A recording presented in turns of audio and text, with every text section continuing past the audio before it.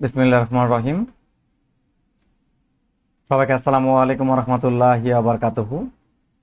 আশা করি আপনারা সবাই ভালো আছেন, সুস্থ আছেন। অনেকদিন পর ক্লাসে ফিরলাম। গতদিন আমাদের ক্লাসটি অনুষ্ঠিত হওয়ার কথা ছিল, কিন্তু হঠাৎ করে অসুস্থ হওয়ার কারণে ক্লাসটি নেওয়া সম্ভব হয়নি। তো আজকে আমাদের ক্লাস নাম্বার 7, খুব গুরুত্বপূর্ণ একটা ক্লাস হবে আজকে। বাংলাদেশের জনসংখ্যা নিয়ে কথা বলবো। তো সবাই আমাকে একটু কমেন্টের মাধ্যমে জানাবেন যে আমাকে আপনারা ভালোভাবে শুনতে পাচ্ছেন কিনা, অডিও ক্লিয়ার আছে কিনা। তাহলে আমাদের মূল পর্ব আজকে শুরু করব।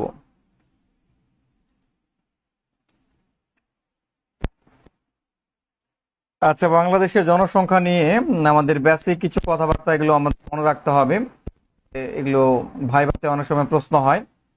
বাংলাদেশের তো জনসংখ্যাটা আসলে কি? জনসংখ্যা হচ্ছে যে একটা নির্দিষ্ট ভৌগোলিক সীমানার মধ্যে যে লোকের সংখ্যা,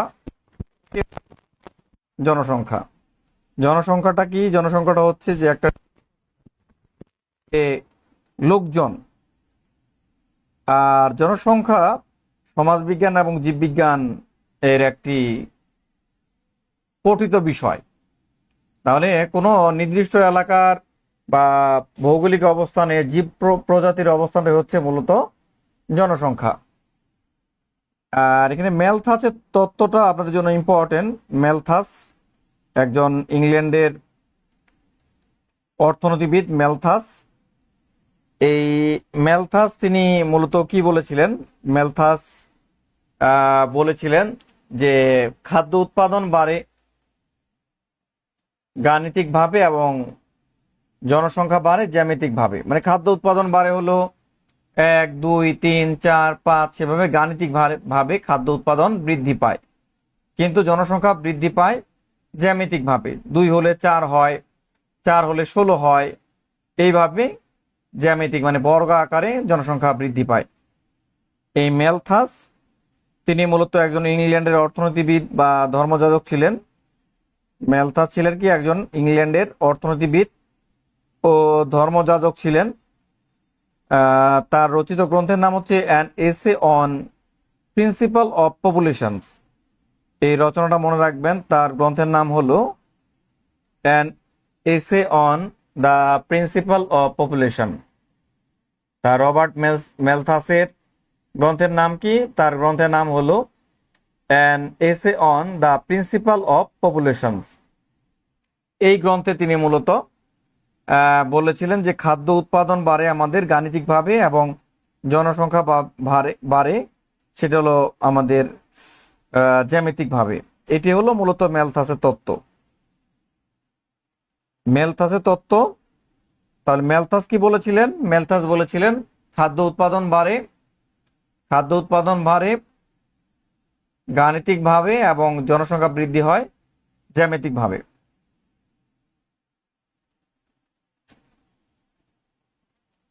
আচ্ছা, সবাই একটু কমেন্টের মাধ্যমে জানান যে আমাকে আপনারা শুনতে পাচ্ছেন কিনা। আমি কমেন্ট ল্যাপটপে দেখতে পাচ্ছি না। সবাই একটু কমেন্ট করবেন। আমাকে যারা শুনতে পাচ্ছেন তারা দয়া করে একটু কমেন্ট করবেন।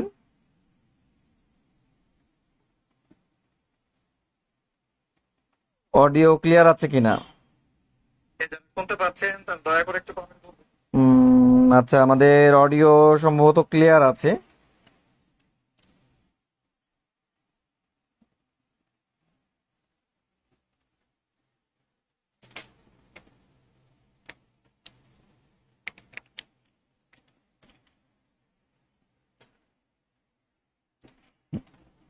আচ্ছা, মুসলিমা তাবাসসুম বলছে অডিও ক্লিয়ার আছে।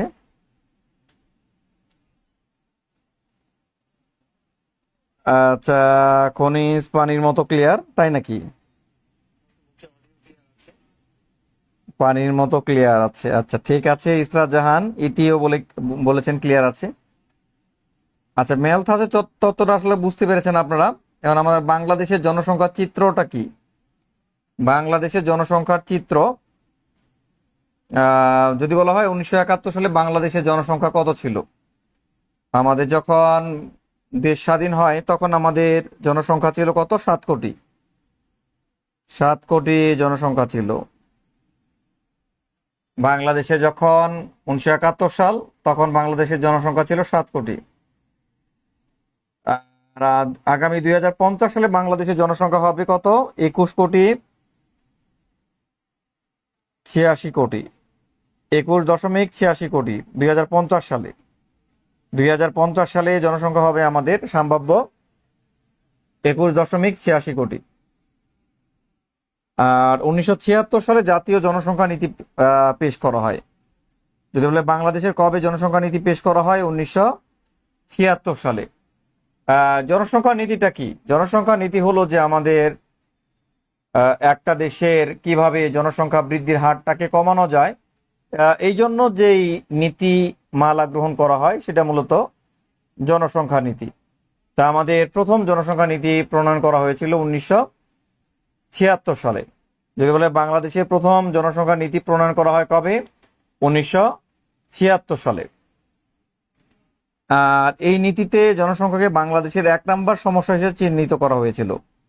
তা আমাদের জনসংখ্যা সমস্যাটাকে 1 নম্বর সমস্যা হিসেবে চিহ্নিত করা হয়। আর জাতিসংঘের উদ্যোগে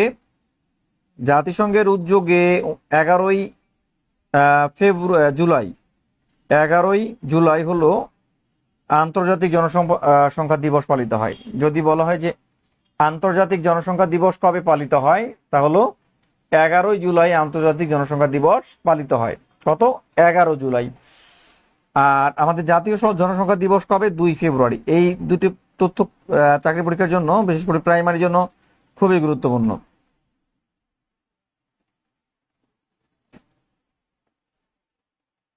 আচ্ছা, এই পর্যন্ত যারা বুঝতে পেরেছেন, আমি যতটুকু আলোচনা করলাম, যারা বুঝতে পেরেছেন তারা দয়া করে কমেন্টের মাধ্যমে জানাবেন যে আপনারা ক্লিয়ার বুঝতে পেরেছেন কিনা। যারা ক্লিয়ার বুঝতে পেরেছেন তারা দয়া করে একটু কমেন্টের মাধ্যমে জানাবেন আপনারা বুঝতে পেরেছেন কিনা। আমাদের সাথে আরো যুক্ত আছেন মুসলিমা তাবাসসুম, অল ক্লিয়ার। আজহার মাহমুদ, কনিস। আচ্ছা, ঠিক আছে। এই পর্যন্ত যারা বুঝতে পেরেছেন তারা দয়া করে বলুন যে আপনারা ক্লিয়ার বুঝতে পেরেছেন কিনা। এরপর আমাদের যেটি পড়তে হয় জনসংখ্যা থেকে বিশ্বে জনসংখ্যায় বাংলাদেশের অবস্থান। বাংলাদেশের বিভিন্ন দিক দিয়ে অবস্থান আছে জনসংখ্যায়, আমরা প্রতিটি বিষয়ে বলার চেষ্টা করছি। জনসংখ্যায় বাংলাদেশের অবস্থান।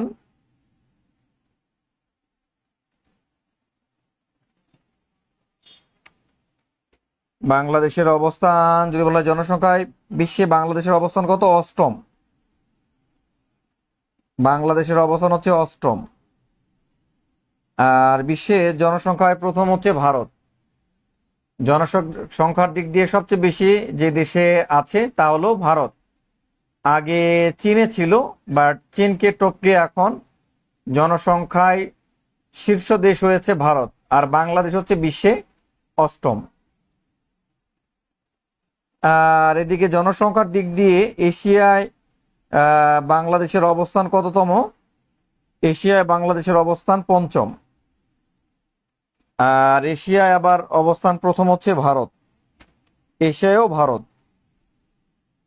এশিয়ায় হচ্ছে ভারত। আর মুসলিম বিশ্বে বাংলাদেশের অবস্থান হচ্ছে চতুর্থ। এক্ষেত্রে ইন্দোনেশিয়া হচ্ছে প্রথম, আর বাংলাদেশ হচ্ছে মুসলিম বিশ্বের মধ্যে চতুর্থ।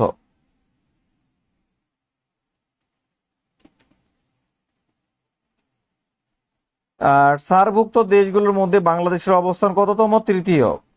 এক্ষেত্রে প্রথম কে? এক্ষেত্রে প্রথম হচ্ছে ভারত। এই কয়েকটা বিষয় মনে রাখবেন।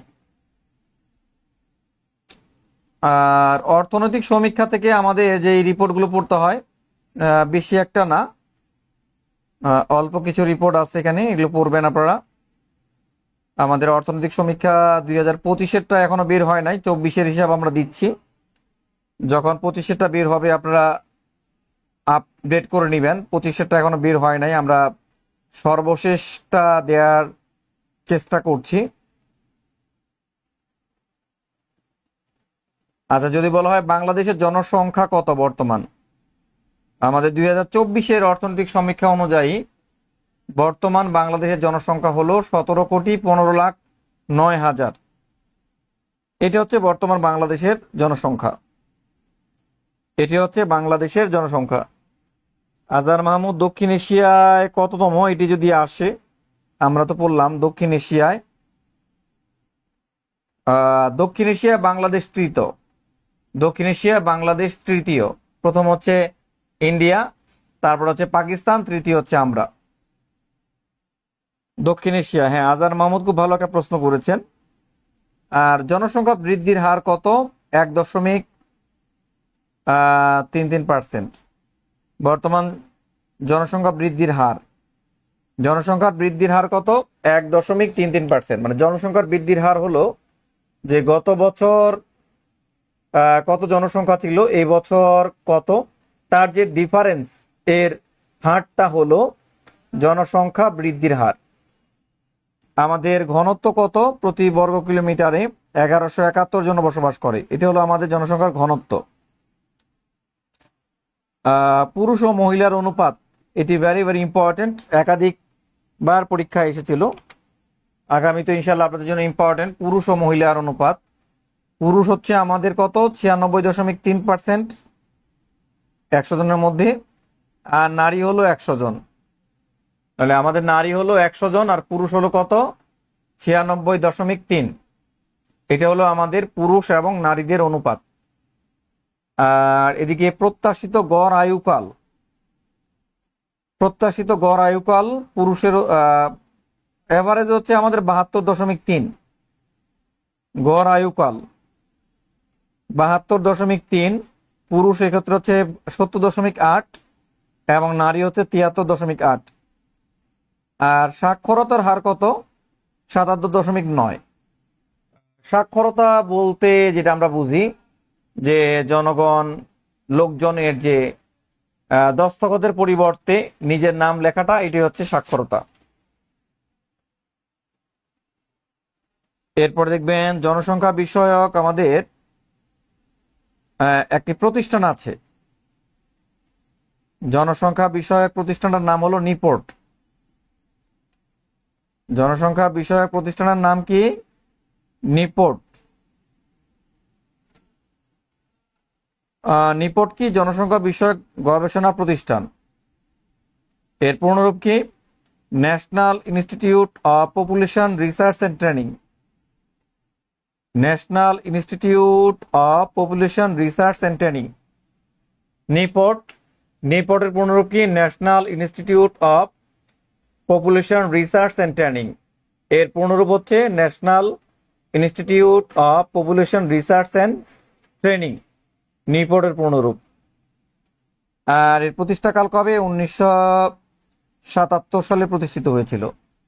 নিপোর্টটা হলো মূলত স্বাস্থ্য ও পরিবার পরিকল্পনা মন্ত্রণালয়ের অধীনস্থ একটি সংস্থা, যেটা বাংলাদেশের জনসংখ্যার নিয়ে গবেষণা করে। আর যার সদর দপ্তর হচ্ছে আজিমপুর, ঢাকা। আজিমপুর ঢাকাতে অবস্থিত। সবাই আমাকে এখন একটু কমেন্টের মাধ্যমে জানাবেন আমরা এতটুকু যা পড়লাম বা শুনলাম আমরা সবাই বুঝতে পেরেছে কিনা।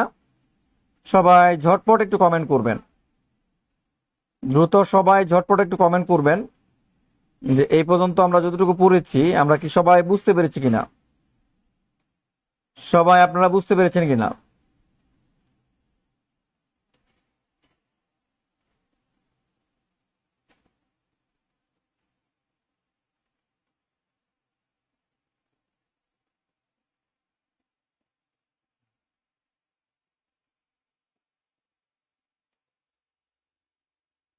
সবাই দ্রুত একটু কমেন্টের মাধ্যমে জানাবেন বুঝতে পারলে।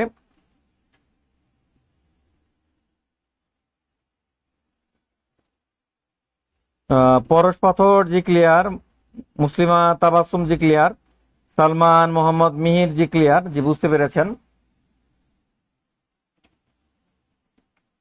আচ্ছা, এরপরে আমরা চলে যাচ্ছি বাংলাদেশের জনসংখ্যা নীতি নিয়ে কিছু প্রশ্ন আমাদের পড়তে হয়।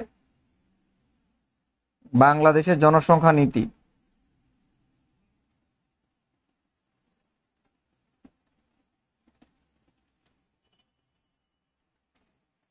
তো আমরা জনসংখ্যা নীতি বলতে কি বোঝাচ্ছি? জনসংখ্যা নীতি হলো যে আমাদের জনসংখ্যার বৃদ্ধির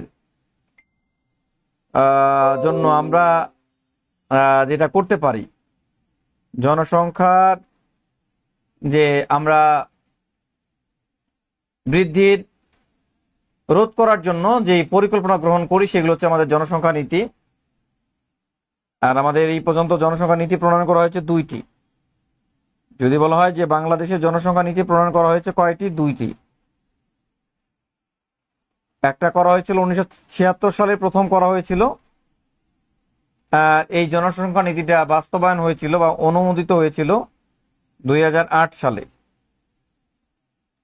আর বাংলাদেশের সর্বশেষ জনসংখ্যা নীতি প্রণয়ন করা হয় 2012 সালে।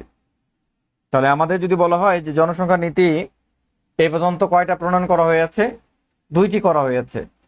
1976 সালে প্রথম করা হয়েছিল, 2004 সালে এটা অনুমোদন হয় অনেক পরে। আর আরেকটা করা হয়েছে 2012 সালে। আমাদের স্লোগান কি ছিল? 2টি সন্তানের বেশি নয়, একটি হলে ভালো হয়।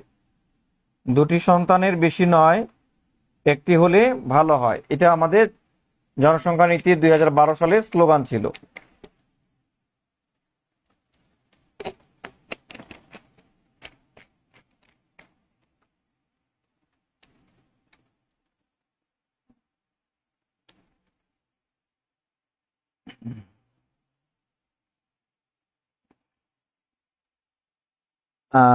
জনসংখ্যা থেকে আমাদের যেখান থেকে সবচেয়ে আরো গুরুত্বপূর্ণ তা হচ্ছে আদমশুমারি। আদমশুমারি এর ইংরেজি নাম হচ্ছে সেন্সাস। আদমশুমারি এর ইংরেজি অর্থ হলো সেন্সাস। ঠিক আছে, আদমশুমারি যার ইংরেজি কি? যার ইংরেজি হলো সেন্সাস। আদমশুমারি, আদমশুমারি ইংরেজি হচ্ছে সেন্সাস। তাহলে আমাদের নির্দিষ্ট সময় পর পর সরকারি উদ্যোগে দেশের জনসংখ্যা গণনাকে কি আমরা কি বলতে পারি? আদমশুমারি বলতে পারি। যে নির্দিষ্ট সংখ্যক, ঠিক আছে, আমাদের আদমশুমারিটা হচ্ছে যে নির্দিষ্ট সময় পর পর, নির্দিষ্ট সময় পর পর আমরা যে জনগণনা করি সেটি হলো আমাদের আদমশুমারি। 1972 সালে লর্ড মেয়র আমলে যে ব্রিটিশ যে ভাইসরয় ছিলেন, লর্ড মেয়ো, ব্রিটিশ যিনি ভাইসরয় ছিলেন লর্ড মেয়ো, এই লর্ড মেয়র আমলে আমাদের প্রথম আদমশুমারি হয়েছিল। তাহলে যদি বলা হয় বাংলাদেশে প্রথম আদমশুমারি হয় কবে? এটি হয়েছিল 1872 সালে। কার আমলে? ব্রিটিশ ভাইসরয় লর্ড মেয়র আমলে। আচ্ছা, এদিকে পাকিস্তানে কবে হয়েছে এটি কষ্ট করে জানা দরকার নাই। আর আমাদের স্বাধীন বাংলাদেশের প্রথম আদমশুমারি হয় 1974 সালে। মানে বাংলাদেশ স্বাধীনতা হওয়ার পর 1974 সালে বাংলাদেশের প্রথম আদমশুমারি হয়। আর এই আদমশুমারিটা যার অধীনে হয় সেটা হলো বাংলাদেশের পরিকল্পনা মন্ত্রণালয়ের অধীনে হয়। বাংলাদেশের আদমশুমারি পরিচালিত হয়, মানে যার অধীনে হয় সেটা হচ্ছে বাংলাদেশ পরিকল্পনা মন্ত্রণালয়ের অধীনে হয়। আর আমাদের এই আদমশুমারি পরিচালনা করে কে? পরিসংখ্যান ব্যুরো, বাংলাদেশ পরিসংখ্যান ব্যুরো, যেটাকে আমরা বলি বিবিএস। বিবিএস, বাংলাদেশ পরিসংখ্যান ব্যুরো, যেটাকে আমরা বলি বিবিএস। মানে প্রতি 10 বছর পর পর কিন্তু আদমশুমারি হয়। তবে আমাদের দ্বিতীয় আদমশুমারিটা হয়েছিল 6 বছর পর, 6 বছর পর, 7 বছর পর। তা আমরা প্রতি 10 বছর পর পর কি পাই? আদমশুমারি পাই। তবে আমাদের দ্বিতীয় আদমশুমারিটা হয়েছিল কবে? 7 বছর পর। আর আমাদের এই যে আদমশুমারি প্রথম হয়েছিল 74-এ। আর এগুলো জনসংখ্যা বৃদ্ধির হারটা মনে রাখা দরকার নাই।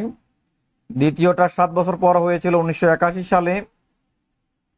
তৃতীয়টা 10 বছর পর হয়েছিল 1991 সালে।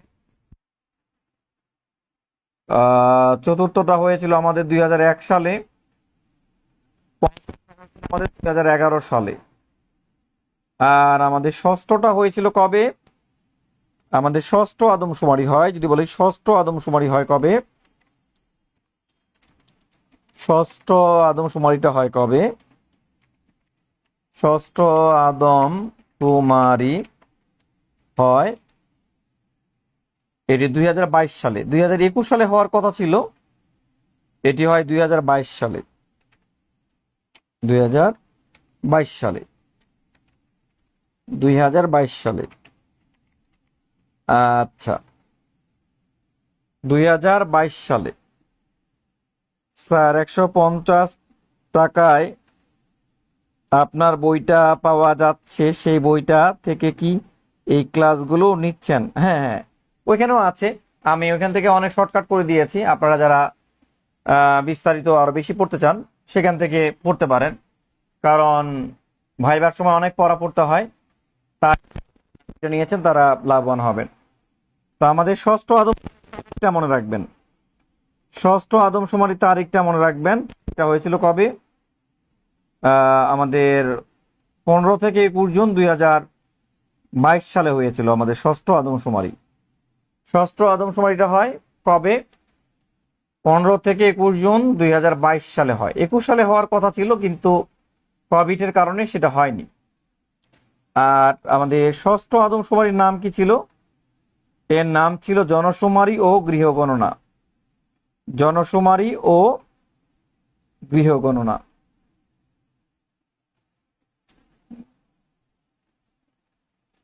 প্রাইমারিতে এই জায়গা থেকে একটু প্রশ্নটা বেশি হয় যে জনসংখ্যার বৃদ্ধির হার কোথায় সবচেয়ে বেশি, কোথায় সবচেয়ে কম। তো এই প্রশ্নগুলো এখান থেকে আপনারা কমপ্লিট করবেন। জনসংখ্যা বৃদ্ধির হার, তা আমাদের জনসংখ্যা বৃদ্ধির হার সবচেয়ে বেশি কোথায় বলতে পারেন? আমাদের জনসংখ্যা বৃদ্ধির হার সবচেয়ে বেশি কোথায়, কে বলতে পারেন? আমাদের জনসংখ্যা বৃদ্ধির হার সবচেয়ে বেশি কোথায়?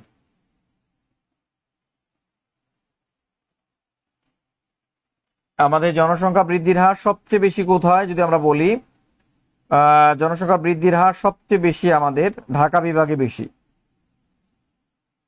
জনসংখ্যা বৃদ্ধির হার আমাদের সবচেয়ে বেশি ঢাকা বিভাগে। আর জেলার দিক দিয়ে আমাদের কম হচ্ছে ঢাকা জেলাতে, বেশি হচ্ছে ঢাকা জেলাতে। তা বিভাগের দিক দিয়ে যদি বলা হয় জনসংখ্যা বৃদ্ধির হার সবচেয়ে বেশি, জনসংখ্যা বৃদ্ধির হার সবচেয়ে বেশি এটা হচ্ছে ঢাকা বিভাগে। আর জেলার দিক দিয়ে হচ্ছে ঢাকা জেলায় সবচেয়ে বেশি। আর জনসংখ্যা বৃদ্ধির হার সবচেয়ে কম, জনসংখ্যা বৃদ্ধির হার সবচেয়ে কম হলো বরিশাল বিভাগে। জনসংখ্যা বৃদ্ধির হার সবচেয়ে বেশি, জনসংখ্যা বৃদ্ধির হার সবচেয়ে কম হচ্ছে বরিশাল বিভাগে কম। আর জেলার দিক দিয়ে কম হচ্ছে ঝালকাঠিতে। এটা গতবারের প্রাইমারি পরীক্ষায় আসছে। আর ঘনত্ব, জনসংখ্যার ঘনত্ব সবচেয়ে বেশি ঢাকা বিভাগে, আর জেলার দিক দিয়ে ঢাকাতে। জনসংখ্যার ঘনত্ব সবচেয়ে কম বরিশাল বিভাগে, আর জেলার দিক দিয়ে হচ্ছে বান্দরবনে। জেলার দিক দিয়ে হচ্ছে বান্দরবনে। তবে আগে ছিল রাঙামাটিতে, এখন হচ্ছে বান্দরবনে। আচ্ছা না, আচ্ছা এখন বান্দরবন না, এখন হচ্ছে রাঙামাটিতে। জনসংখ্যার ঘনত্ব বর্তমান রাঙামাটিতে কম, আগে বান্দরবন ছিল, এখন হচ্ছে রাঙামাটিতে। রাঙামাটিতে সবচেয়ে কম, রাঙামাটিতে, রাঙামাটিতে, রাঙামাটিতে জনসংখ্যার ঘনত্ব সবচেয়ে কম কোথায়? রাঙামাটিতে।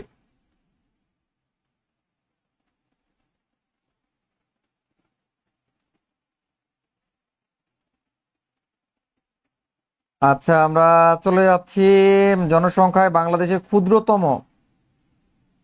জনসংখ্যায় বাংলাদেশের ক্ষুদ্রতম, জনসংখ্যায় বাংলাদেশের ক্ষুদ্রতম বৃহত্তম। হ্যাঁ, এটা আমরা দেখব। জনসংখ্যায় বাংলাদেশের ক্ষুদ্রতম এবং বৃহত্তম।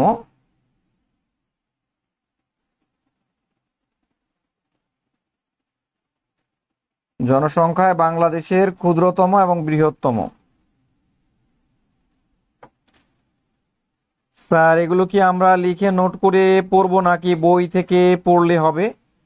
আপনাদেরকে এই শর্ট পিডিএফটা দেওয়া হবে, এখান থেকে আপনারা পড়বেন। আর যখন প্র্যাকটিস করবেন তখন লিখে লিখেও প্র্যাকটিস করতে পারেন, যেভাবে আপনি মনে রাখতে পারেন।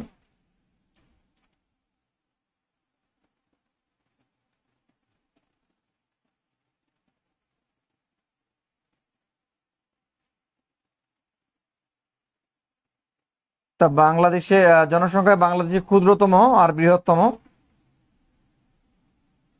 তা আমরা দেখতেছি আমাদের আহ, জনসংখ্যায় বৃহত্তম বিভাগ যদি বলা হয়, জনসংখ্যায় বৃহত্তম বিভাগের নাম কি? ঢাকা বিভাগ। জনসংখ্যায় ক্ষুদ্রতম বিভাগের নাম বরিশাল বিভাগ। আবার আমাদের জনসংখ্যায় বৃহত্তম জেলার নাম যদি বলা হয় কি? জেলার নাম হচ্ছে ঢাকা জেলা। আর জনসংখ্যায় ক্ষুদ্রতম জেলা আপনারা দিবেন খাগড়াছড়ি, বান্দরবন, সরি, রাঙামাটি, রাঙামাটি দিবেন। আর জনসংখ্যায় আমাদের বৃহত্তম উপজেলার নাম হচ্ছে গাজীপুর সদর। আর জনসংখ্যায় ক্ষুদ্রতম উপজেলার নাম হলো থানচি, বান্দরবন। আর জনসংখ্যায় বৃহত্তম থানা যদি বলা হয়, সেটা হলো গাজীপুর সদর।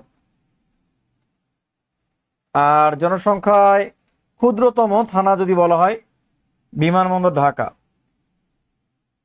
জনসংখ্যায় যদি বলা হয় বৃহত্তম পৌরসভার নাম কি? বগুড়া সদর। জনসংখ্যায় ক্ষুদ্রতম থানার নাম হলো, পৌরসভার নাম হচ্ছে কোটালীপাড়া, গোপালগঞ্জ ইউনিয়ন। জনসংখ্যায় বৃহত্তম ধামসানি, সাভার। আর ক্ষুদ্রতম হচ্ছে হাজীপুর, ভোলার।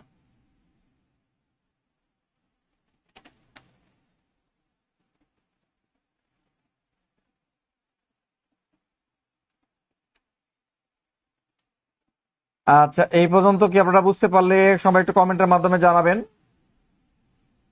এই পর্যন্ত আপনারা ক্লিয়ার কিনা। যারা ক্লিয়ার হয়েছেন তারা সবাই দ্রুত একটু কমেন্টের মাধ্যমে জানান।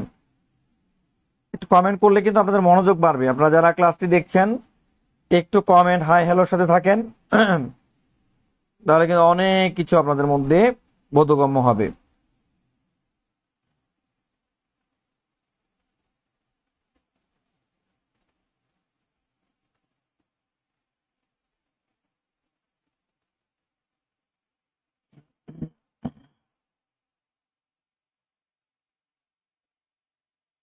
রায়হান চৌধুরী, যে আমাদের ভোলা। আচ্ছা, এখন আয়তনে আমাদের আমাদের বাংলাদেশের যে আয়তন, এই আয়তনে আমরা ক্ষুদ্রতম এবং বৃহত্তম জেলা, বিভাগ, থানা, উপজেলা, পৌরসভা এবং ইউনিয়ন আমরা পড়ব। কিছুক্ষণ আগে আমরা পড়লাম জনসংখ্যায় আমাদের বৃহত্তম এবং ক্ষুদ্রতম। এখন আমরা পড়ব হচ্ছে আমাদের আয়তনে ক্ষুদ্রতম এবং বৃহত্তম।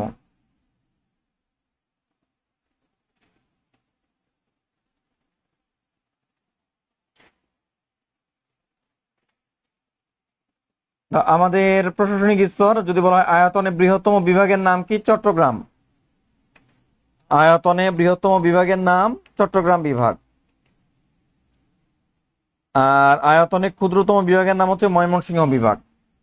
আয়তনে বৃহত্তম বিভাগের নাম হচ্ছে চট্টগ্রাম, আর আয়তনে ক্ষুদ্রতম বিভাগের নাম কি? ময়মনসিংহ বিভাগ। আচ্ছা, যদি বলা হয় আয়তনে বৃহত্তর জেলার নাম কি? রাঙামাটি। আর আয়তনে ক্ষুদ্রতম জেলার নাম হলো নারায়ণগঞ্জ। আয়তনে ক্ষুদ্রতম জেলার নাম নারায়ণগঞ্জ। আয়তনে ক্ষুদ্রতম জেলার নাম কি তাহলে? নারায়ণগঞ্জ। আচ্ছা, আয়তনে আমাদের উপজেলা বৃহত্তম উপজেলা হচ্ছে শ্যামনগর, সাতক্ষীরা। আয়তনে বৃহত্তম উপজেলা হচ্ছে শ্যামনগর, সাতক্ষীরা। আর আয়তনে ক্ষুদ্রতম উপজেলা হচ্ছে বন্দর নারায়ণগঞ্জ। বন্দর নারায়ণগঞ্জ। থানা আয়তনে সবচেয়ে বড় থানার নাম হচ্ছে শ্যামনগর, সাতক্ষীরা। আর আয়তনে সবচেয়ে ছোট থানার নাম হলো ওয়ারী ঢাকা। ওয়ারী ঢাকা। তারপরে হলো পৌরসভা আমাদের আয়তনে বৃহত্তম পৌরসভা বগুড়া সদর। আর আয়তনে ক্ষুদ্রতম পৌরসভা হচ্ছে ভেদরগঞ্জ শরীয়তপুর। ইউনিয়ন আয়তনে সাজেক বাঘাইছড়ি রাঙামাটি। ক্ষুদ্রতম হাজীপুর।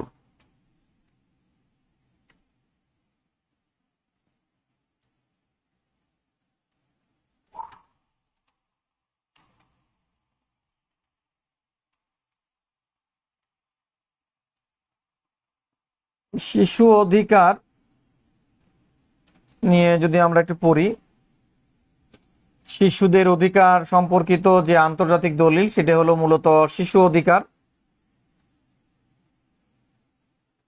আমাদের শিশু অধিকার এর প্রথম আন্তর্জাতিক দলিলটা এটি স্থান পায় জাতিপুঞ্জে। জাতিপুঞ্জ মানে হচ্ছে league of Nations. League of nation মানে প্রথম বিশ্বযুদ্ধের পর যে আন্তর্জাতিক সংস্থা গঠিত হয়েছিল তার নাম হলো জাতিপুঞ্জ। এই জাতিপুঞ্জে শিশু অধিকারের দলিলটা কি হয়, স্থান পেয়েছিল প্রথম। আর জাতিসংঘ শিশু সনদ অনুযায়ী 18 বছরের নিচে সবাই হলো শিশু। 18 বছরের নিচে যারা আছেন তারা হলো সবাই শিশু। আর আন্তর্জাতিকভাবে শিশু সনদ গৃহীত হয়েছিল 20 নভেম্বর 1989 সালে। এই শিশুদের ব্যাপারে যে চুক্তিটা এটি আনুষ্ঠানিকভাবে গৃহীত হয় 20 নভেম্বর 1989 সালে জাতিসংঘের উদ্যোগে। যে দুটি দেশ শিশু সনদে স্বাক্ষর করেন নাই, একটা হচ্ছে যুক্তরাষ্ট্র নিজে স্বাক্ষর করেনি, আর একটা হচ্ছে আফ্রিকা দেশ সোমালিয়া করে নাই। অবশ্য বাংলাদেশের শিশু আইন এটা পাশ হয়েছে, এটি করা হয়েছিল 2013 সালে। আর বাংলাদেশে নারী পুরুষের বিয়ের ন্যূনতম বয়স কত, 18 এবং 21।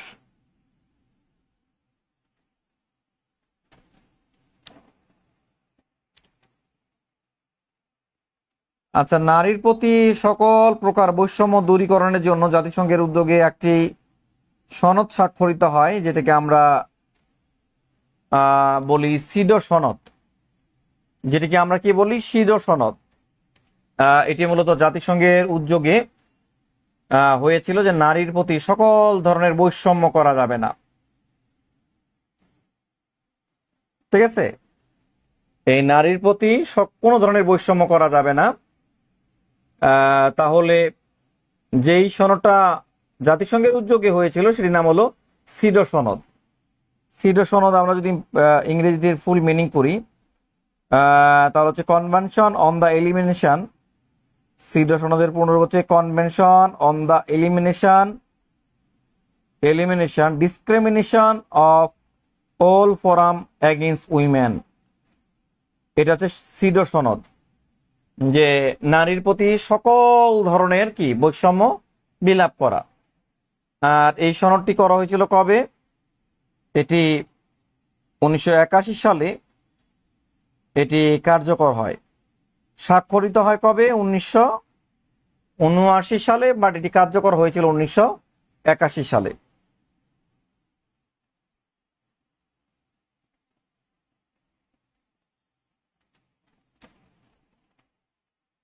তো যারা 7 থেকে 16 বছর বয়সী,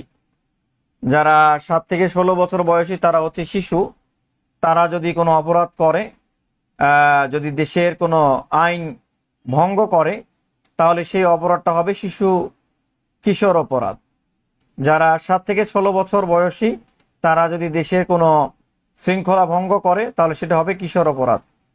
আর এই কিশোর অপরাধের ভিকটিম সেন্টার রয়েছে, সংশোধন কেন্দ্র রয়েছে। তো বাংলাদেশের কিশোর অপরাধের সংশোধন কেন্দ্র রয়েছে 3টি।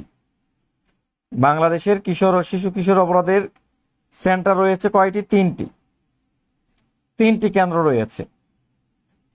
এই 3টির মধ্যে 2টা আছে কিশোরদের, আর একটা শুধুমাত্র আছে মহিলাদের, মেয়েদের আছে। তাহলে আমাদের কিশোর ও কিশোরী উন্নয়ন, আমাদের কিশোর ও কিশোরী উন্নয়ন, আমাদের কিশোর ও কিশোরী উন্নয়ন আহ, প্রথম কিশোর কিশোরী উন্নয়ন কেন্দ্র হলো গাজীপুর। গাজীপুরে আহ, আমাদের প্রথম কিশোর উন্নয়ন কেন্দ্র হচ্ছে গাজীপুর। ওকে, যদি বলে বাংলাদেশের প্রথম কিশোর উন্নয়ন কেন্দ্র কোথায়, সেটা হচ্ছে গাজীপুরে। বাংলাদেশের প্রথম কিশোর উন্নয়ন কেন্দ্র গাজীপুরে, টঙ্গী গাজীপুর।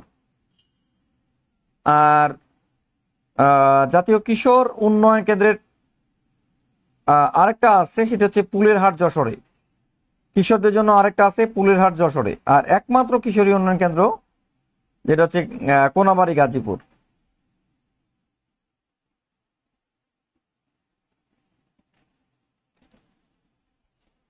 আচ্ছা, আমাদের ফাতেমা জোহরা বলে, স্যার ক্লাসগুলো রেগুলার হয় না কেন? রেগুলার তো হয়, শুধু গতদিন আমি একটু অসুস্থ ছিলাম, এই জন্য হয়নি। আমাদের এখানে রেগুলার ক্লাস হচ্ছে ম্যাথমেটিক্স, ইংরেজি, তারপরে বাংলা, সাধারণ জ্ঞান, সব ক্লাসই হয়। আপনি কি ক্লাস পান না? জানাবেন।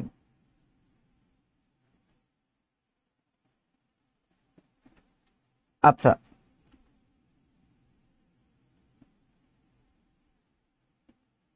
আচ্ছা, বাংলাদেশের মেগা সিটি আর মেটা সিটি, হ্যাঁ। বিশ্বের মধ্যে মেগা সিটি কি? মেগা সিটি মানে হলো যেই শহরের জনসংখ্যা 1 কোটির উপরে বা 10 মিলিয়নের উপরে, সেই সিটিটাকে বা শহরটাকে বলা হয় মেগা সিটি। মেগা সিটি কি? মেগা সিটি হলো যে শহরের লোক সংখ্যা হচ্ছে 1 কোটি বা 10 বিলিয়নের উপরে, সেই শহরটাকে বলা হয় মেগা সিটি।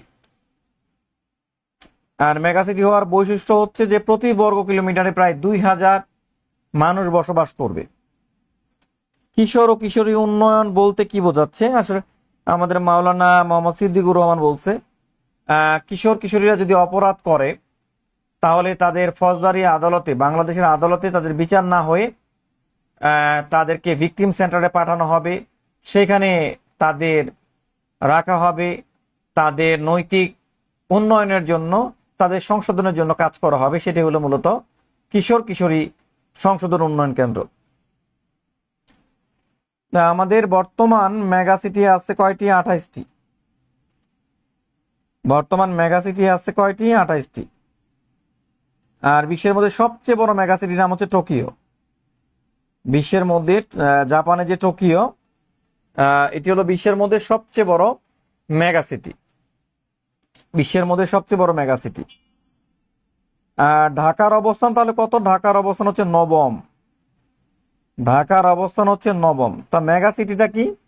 মেগা সিটি হচ্ছে যেই শহরের প্রায় 1 কোটি মানুষের বসবাস বা 10 মিলিয়ন মানুষের বসবাস, এবং যার প্রতি বর্গ কিলোমিটারে 2,000 মানুষ বসবাস করে, সেটি হলো মূলত মেগা সিটি।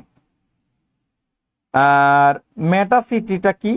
মেটা সিটি হচ্ছে যে সকল মেট্রোপলিটনের জনসংখ্যা 2 কোটির বেশি, মেটা সিটি। মেগা সিটি হচ্ছে 1 কোটি, আর এটা হচ্ছে 2 কোটির বেশি। যেটা হচ্ছে 2 কোটির বেশি সেটা হলো আমাদের মেটা সিটি। আর পৃথিবীতে মেটা সিটি আছে কয়টা? 60টি মেটা সিটি আছে। কয়টি মেটা সিটি আছে? 60টি মেটা সিটি রয়েছে। এর মধ্যে সর্ববৃহৎ মেটা সিটি হলো টোকিও। মানে টোকিও একসাথে মেগা সিটি প্লাস মেটা সিটি। টোকিওটা হলো একসাথে আমাদের মেগা সিটি প্লাস মেটা সিটি। আচ্ছা, আমরা আজকে জনসংখ্যাটা পড়লাম, আমাদের উপজাতিটা আগামী দিন পড়বো। উপজাতিটার অনেক বড় লেকচার, এই জন্য আমরা আজকে পড়তে পারছি না। আজকে আমরা এই পর্যন্তই রাখবো, যেহেতু আমার আজ রাত 9টায় একটি ভাইভা ক্লাস আছে, তো এই জন্য একটু অ্যাডভান্স আমাদের কার্যক্রম শুরু করতে হবে। তা আপনারা জনসংখ্যা রিলেটেড মানে প্রাইমারি নিবন্ধনে যেই বিষয়গুলো আসে সেইগুলোর একদম জিস্টগুলোই শর্টকাটে আমি আপনাদেরকে পিডিএফ করে দিয়েছি এবং এগুলো নিয়ে আলোচনা করলাম। আশা করি এখান থেকে আপনারা বুঝতে পেরেছেন। ইনশাল্লাহ তারপরে যদি কোনো সমস্যা থেকে থাকে আপনারা কমেন্টের মাধ্যমে জানান। তো আজকে আমরা এই পর্যন্তই রাখবো। তো আপনারা সবাই ভালো থাকবেন, সুস্থ থাকবেন। আল্লাহ হাফেজ।